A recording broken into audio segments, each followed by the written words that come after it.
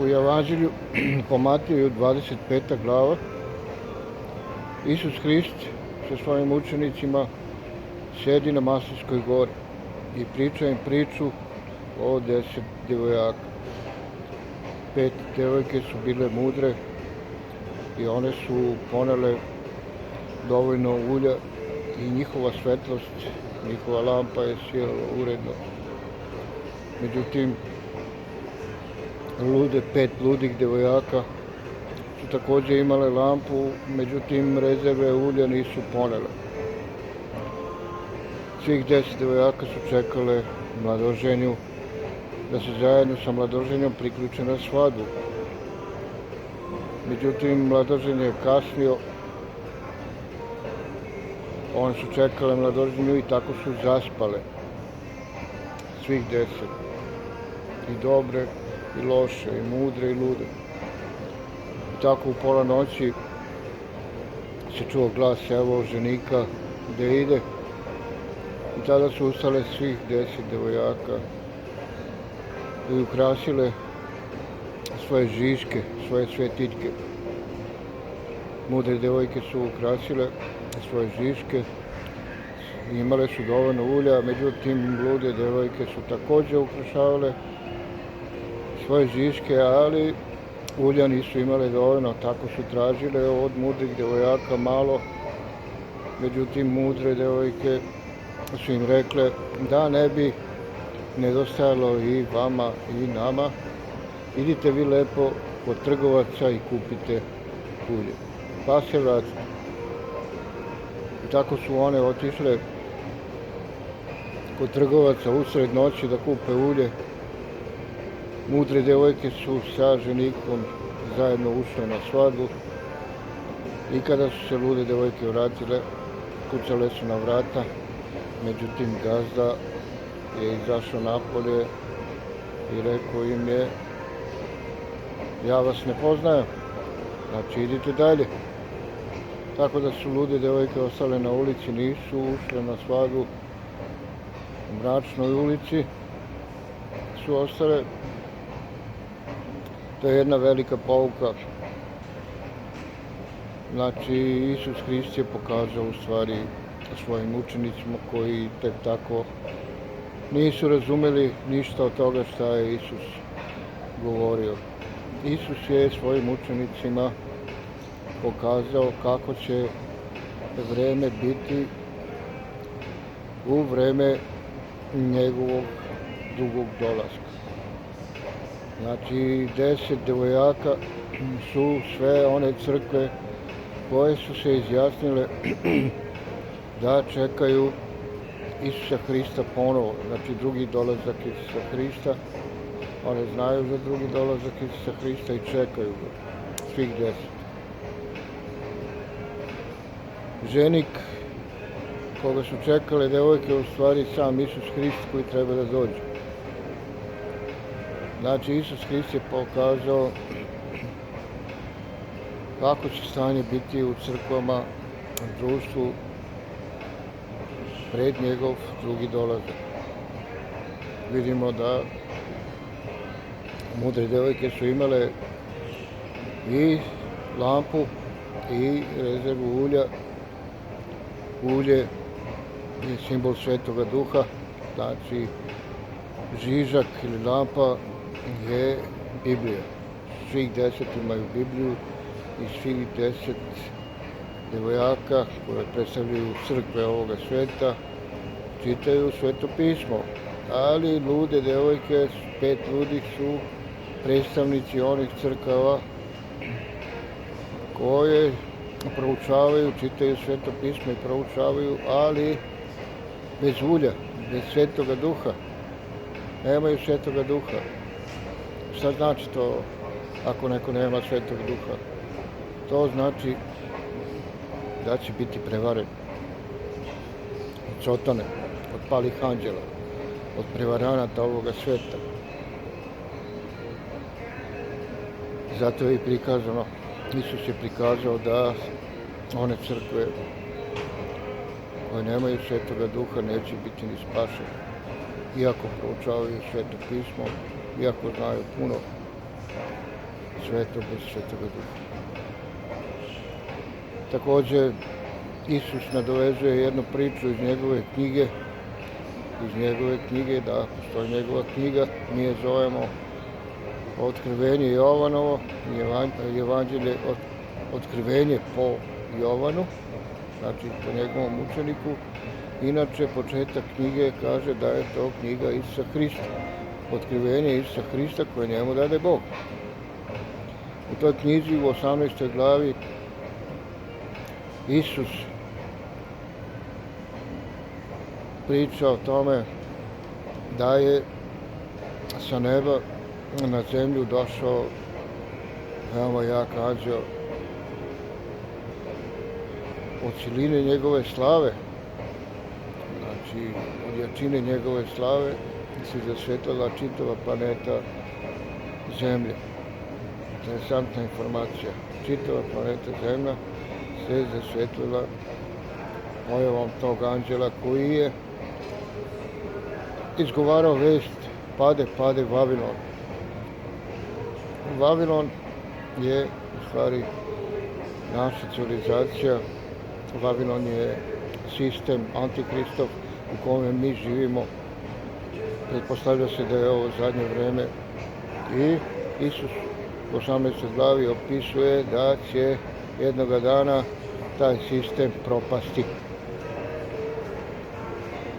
I pokazuje, jednostavno malo pokazuje ko su ti trgovci, gde su otišle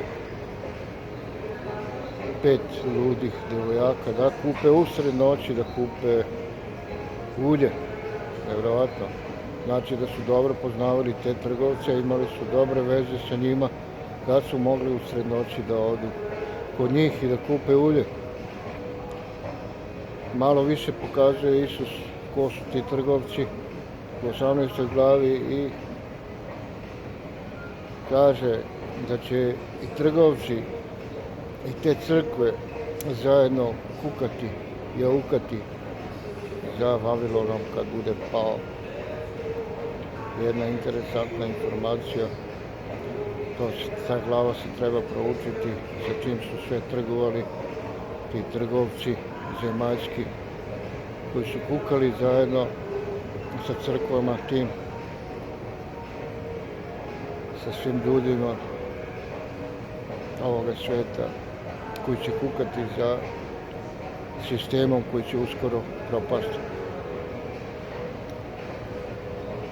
Interesantna veza, znači anđeo se zasvetla u tom vremenu, cijela zemlja se zasvetila od njegove slave.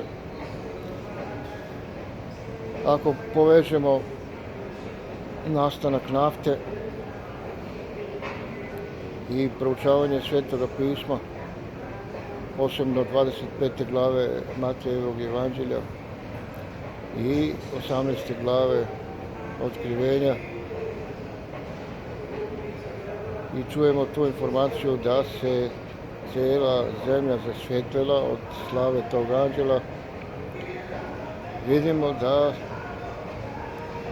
1840. 1850. godine, pa čak i 1860. godine, ljudska civilizacija traga za novim osvjetljenjem.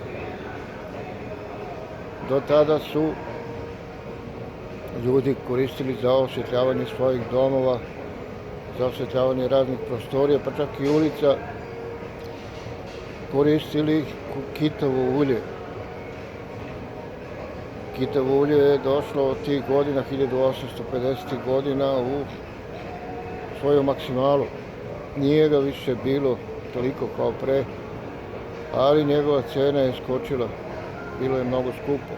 Tako da su u to vreme mogli samo bogati ljudi da koriste kitovo ulje za osvjetljavanje svojih domova i prostorija.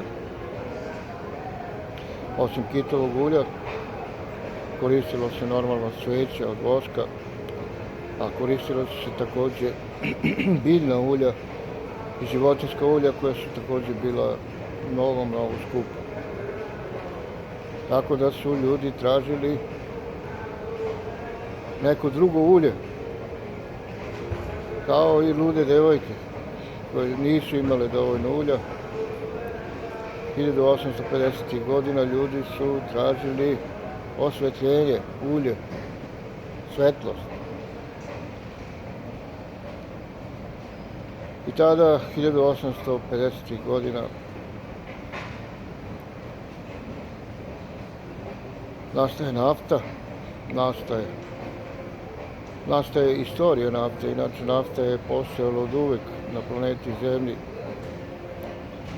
Ako kažemo nafta, ime nafta dolazi od persijske reči nafata. Nafata znači znoj zemlje.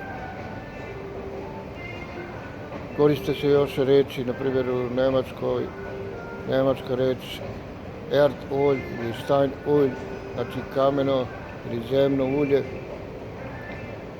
U Engleskoj se koristi Rocköl, također znači kameno ulje. To su ti nazivi koji se koriste za ulje. Inače, kako je nastala ta istorija koja je zapisana i može da se pronađe, da se čita o njoj, da se zna o njoj, kako je počela upotrebe i iskorišćavanje nafte na veliko.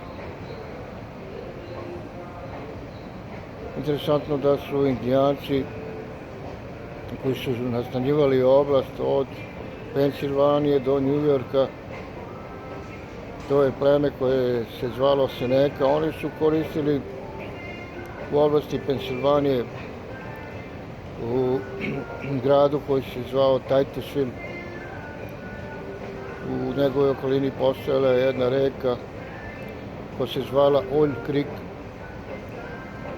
Seneka Indijanci su crne mrlje koje su se pojavljivale povremeno u vodi. Oni su natapanjem tkanine, natapanjem raznih deka ili čak i perje su koristili i onda su cedili u posebne posude i onda su to koristili za premazivanje svojih šatora, ali također su koristili i u druge svrhe. Znači, gledajući se neka Indijance, jedan čovjek preduzimljiv, pun ideja i gladan para također, Samuel Kir, je došao prvi na ideju da kameno ulje skuplja i stavlja u staklene boce, male, znači providne, i reklamirao je to kao lek protiv reume, protiv kožnih bolesti, protiv astme, mogu je sve da izleči tim kamenim uljem, odnosno naftom. Tako da je on, Samuel Kir, prve pare od nafte zaradio, znači on. Ali nafta se koristila u medicinske svrhe, za zdravlje ljudi, za izlečenje, za isceljenje. Koristilo se također za premazivanje rana koje su upravljene od kaiša na konjima i mazgama, i onda su premazivali mazge i konje tim se neka uljem, znači koristio se za lečenje također i životinja. Znači, Samuel Kir je prvi došao na ideju da koristi kameno ulje ili naftu. I tada je jedan čovjek, jedan školovan čovjek koji je pričao mnogo jezika, negdje oko 10-ak, pa čak i više jezika, izuzetno inteligentan i školovan čovjek, video svoju šansu da zaradi pare na kamenom ulju. Međutim, njega nisu interesovala isceljiva svojstva kamenog ulja i medicinska i za lečenje ljudi, to njega nije interesovalo, njega je interesovalo to da to kameno ulje može lako da se zapali. Samo ga je to interesovalo. Interesantno, on je to proučio dobro, posmatrao dobro i došao na ideju da potraži ulagače da sprovede jedan projekt bušenja zemljišta da bi došli do nafte. pronašao je ulagače u New Yorku, veoma bogate ljude, ali problem je bio sa alatom za bušenje, s kopanjem. I onda slučajno taj interesantan čovjek, inteligentan, pametan čovjek, znači njegovo ime je George Bisser, sa svojim ulagačima,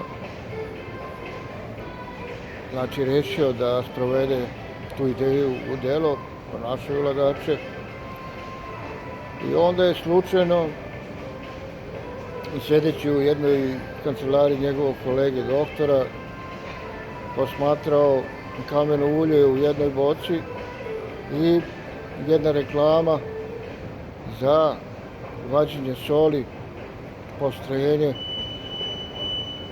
postrojenje za vađenje soli, mala reklamica. I onda je on došao na ideju, u stvari sklopio kockice kako da buši naftu. Znači od 1853. pa do skoro 1858. 1859. on je razmišljao kako to da uradi sa svojim ulagačima i onda je sklopio kockice videći tu spravu za bušenje soli, za vađenje soli. On je to iskoristio da bi vadili naftu. Tako je tih godina sve uredio, sve sredio George Bisser sa svojim ulagačima, ali problem im je bio čovjek koji će to sve organizovati i koji će komunicirati sa drugim ljudima, jer ulagači su živjeli u New Yorku, a nalazište je bilo u Titusville, u Pensilvaniji. I onda su došli na ideju da jednog penzionisanog konduktera, običnog konduktera, koji je kao penzioner imao pravo besplatnog korištenja, znači, tog voza, mogao je besplatno da putuje na relaciji New York, Pensilvanija, Titusville. I onda je 1859. godine Edwin Drake, koji da bi dobio veći respekt kod ljudi, poštovanje od tih bogatih ljudi, dobio titulu pukovnik. Znači pukovnik Edwin Drake je pronašao, znači, alat, znači spremio je i pripremio je, znači, sve što treba za iskopavanje nafte. On je prvi počeo da buši naftu 1859. godine. Pukovnik Edwin Drake. Posle jednog određenog vremena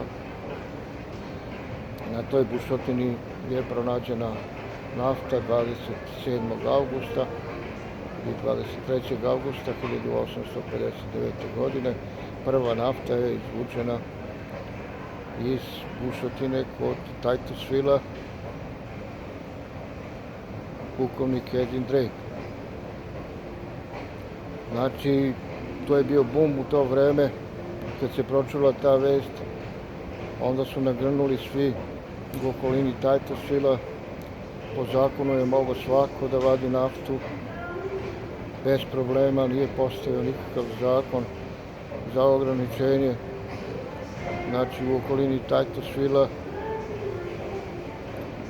jedan gradić je nastao koji nije postojao uopšte, Pit Hall, znači okolina Titusvilla. Od ničega je ostao gradić sa 15.000 ljudi.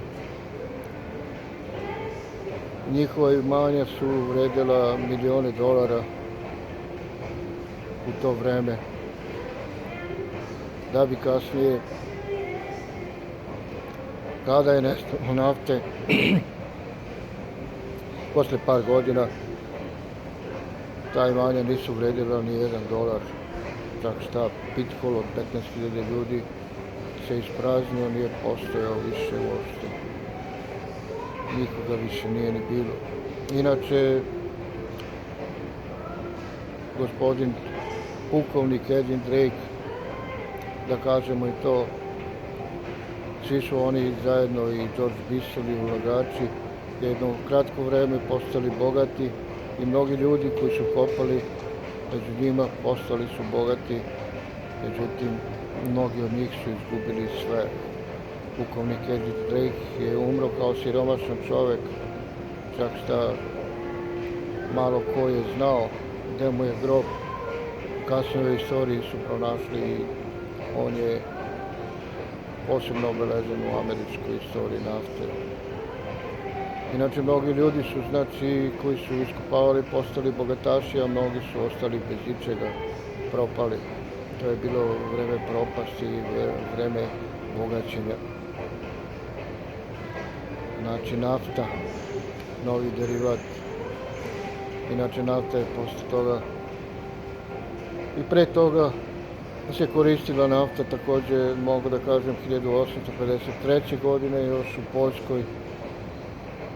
Naučnik, čovjek Ignacije Lakušijević, on je pronašao petrolejum lampu, patentirao, a za njegovo ime je također vezano 1856. prva rafinerija nafte u Poljskoj, mada zvanična istorija to ne priznaje. Znači, u to vreme ljudima je trebala svetlost i pronađena je nafta. Mnogi su bili bogati postali, a mnogi su izgubili sve što su imali, ostali su bez ičega. Jedno ime koje se izdvojilo od svih njih tih godina 1860. 1870. godine, koje je vezano za naftu, je veliki gospodin John Davidson Rockefeller, koji je od jednog prodavca krompira, slame, mesa, znači mesa, kad kažemo mesa, to su volovi, konji, ovce, čak i svinje. Od takvog jednog prodavca je postao najveći proizvođač nafte. Inače, Rockefeller je bio izuzetno inteligentan čovjek koji je tih godina počeo sa jednom rafinerijom sa njegovim bratom zajedno Williamom, da bi 1870. godine stvorio Standard Oil kompaniju. Mnogi kažu da Rockefeller, njegova trgovina i nije bila nešto moralna.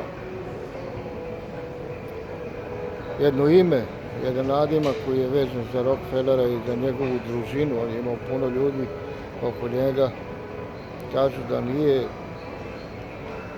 baš kupovao rafinerije na moralan način, upotrebljavao je silu, zastrašivao je ljude, imao je puno ljudi oko sebe koji su pretili, koji su, znači, završavali razne poslove za Rockefellera. Tako da su dobili ti ljudi i Rockefeller jedan nadimak koji je zapisan baroni razbojnici ili grofovi banditi. To je naziv. Inače, kasnije je proizvodnja i rafinisanje ulja preseljeno u Ohio i Cleveland. U okolini Clevelanda je postojalo 26 rafinerija koje je gospodin John Rockefeller za 4 mjeseca od 26 rafinerija kupio je 24. Možete zamisliti kako je to sve kupio. Nudio je novac, njemu je bilo najbolje da isplati odmah u kešu ljude. On je skupo plaćao, on je plaćao 1/5, uglavnom se vezivao za ljude koji su blizu propasti. Znači, on se pojavljivao u stilu milosrdnog anđela koji je izlazio, u jednu ruku je izlazio kao pomoćnik, kao anđeo milosti tim ljudima koji su trebali da prodaju rafineriju, koji su bili u problemima. Tako da je on neke na takav način jednostavno evangelističkom pričom, pojavom, jer je se on pojavljivao kao svemoguć čovjek sa njegovom firmom Standard Oil kompaniji, da je njima sve moguće, tako da je on bio toliko samouveren da je mogao sve da uradi. A neke koji nisu htjeli, koji se nisu plašili, on je zastrašivo. Imao je on načina i sredstava kako da uradi. Tako da je u Clevelandskom pohodu ili pokolju gospodin Rockefeller postao vlasnik 24 rafinerije u okolini Clevelanda, to je njegovo mesto. Osnovao je Standard Oil Company. Bio je jedan od najjačih ljudi u Americi još tada. Međutim,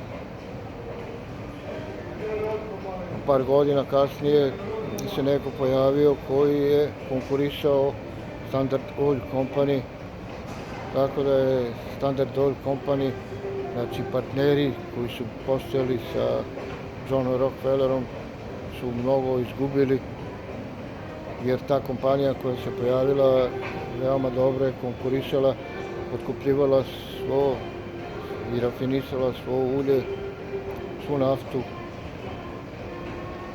od prodavaca koji su bušili. Znači, John Rockefeller nije izvorište nafte, bušotine, nije u početku nije kupovao samo rafinerije, jer je znao da to što se izbuši i što se dobije iz zemlje mora da se donese u rafineriju, inače ko će kupiti sirovu naftu. Tako da je on u početku tako radio. I znači u tom vremenu se pojavila neka kompanija koja je konkurisala Standard Oil kompaniji, to dobro, veoma dobro. Znači Standard Oil Company počela da propada, partneri se hvatali za glavu, partneri Rockefellera, ali u kratkom vremenu su saznali, pukla je vest da u stvari ta kompanija koja je otkupljivala i konkurisala dobro Standard Oil Company je u stvari vlasništvo Johna Rockefellera. Tako je on prevario na taj način svoje saradnike u Standard Oil Company i tako da je on postao najbogatiji čovjek i vlasnik svih rafinerija posle kratkog vremena sa tom prevarom koja mu je uspjela, platio neku simboličnu kaznu, ali posle kraćeg vremena je napravio novu kompaniju Standard Oil Trust. Tako da je na taj način prevarom i raznim sredstvima Rockefeller postao jedan glavni nabavljač i proizvođač nafte. Kasnije je krenuo na otkupljivanje i izvorište nafte, bušotina, na isti način kao što je radio rafinerije, i to je također u njegovom posjedu, tako da je on u to vreme do 1880. godine 100% vlasnik bio Rockefeller sa nekim sitnim partnerima koje je imao oko sebe.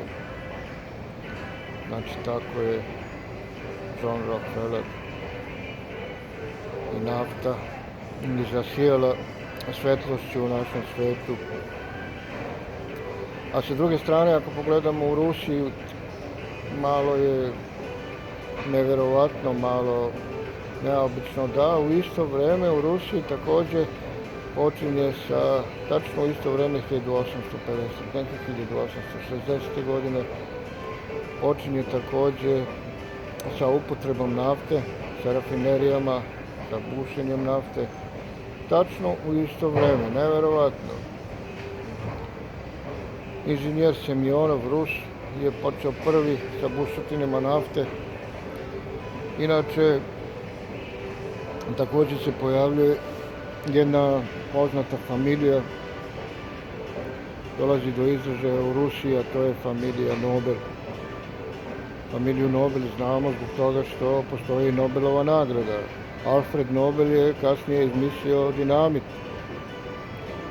Njegov otac je emigrirao u Rusiju, znači oni su Šveđani, i njegov otac je imao znači 3 sina Alfreda koji je kasnije izmislio dinamit i zato je dobio veliki novac.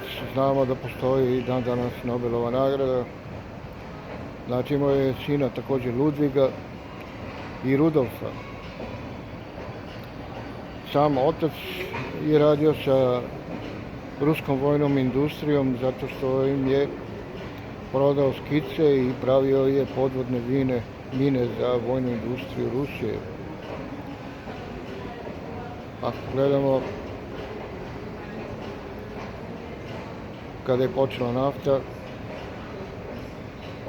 u to vrijeme su oni radili znači u vojnoj industriji. Otac je poslao Ludviga, znači jednog od sina Nobel, Ludviga da otkupi drva za kundake, pravili su puške. I Ludvig je završio taj posao, međutim jednu količinu novca je odvojio i kupio je prvu rafineriju nafte. Znači Ludvig Nobel. Kasnije taj Ludvig Nobel, znači on se izdvaja kao pronalazač jer su imali jedan veliki problem i u Rusiji i u Americi. Su imali problem i transporta i pakovanja nafte jer je to veoma zapaljivo, tako da u Rusiji je Ludvig Nobel pronašao tanker, znači posebno znači obložena posuda ogromnih dimenzija koja je mogla da brodom, znači to je brod posebno napravljen za prenošenje nafte na velike razdaljine.